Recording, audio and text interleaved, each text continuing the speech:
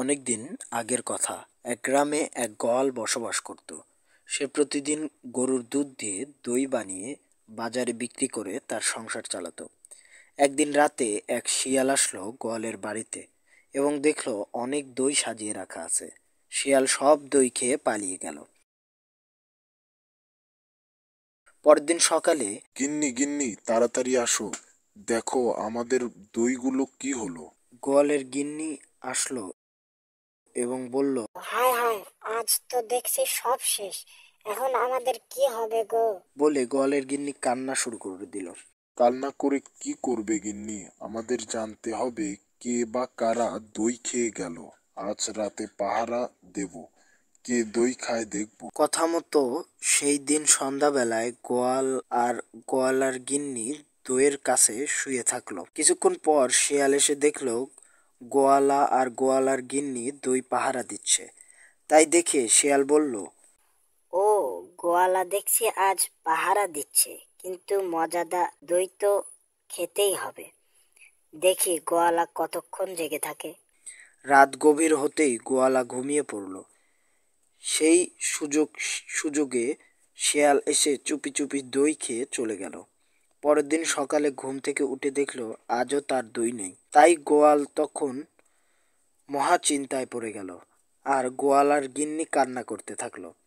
কান্না করো না গিন্নি, কান্না করে কি লাভ। আল্লাহ আমাদের কপালে যা রেখেছে তাই তো হবে। তা তো ঠিকই আছে, কিন্তু প্রতিদিন রাতে কে দই খেয়ে যায়? চলো গিন্নি, বড় ভাইকে সব খুলে বলি। চলো তাই করি, যদি বড় ভাই কোনো সমাধান দিতে পারে। তারপর গোয়ালা আর গোয়ালার গিন্নি গেল গোয়ালার বড় ভাইয়ের কাছে। সেখানে গিয়ে গোয়ালা সব খুলে বলল। সব শুনে গোয়ালার ভাই বলল, দেখো ভাই, তোমার দই কোনো চালাক প্রাণী খাচ্ছে। তবে তুমি চিন্তা করো না, তুমি যদি আমার কথা মতো কাজ করো তাহলে তোমার সমস্যার সমাধান হবে। তাড়াতাড়ি বলো কি কাজ করতে হবে। কিছু করতে হবে না, শুধু দইয়ের বদলে দইয়ের ফ্লেভার মেশানো চুন রাখতে হবে। তাহলে দুষ্টু প্রাণীটিও বুঝতে পারবে না যে সে চুন খেলো। তারপর সময় মতো তার খেল খতম। ঠিক আছে ভাই, তোমার কথা মতোই কাজ করব। এখন তাহলে আসি। ঠিক আছে, এসো।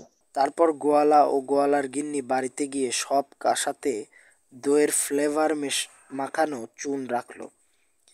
রাতে শিয়াল এসে বলল, কি ব্যাপার, আজ তো গোয়ালাকে পাহারা দিতে দেখছি না। তার মানে কি?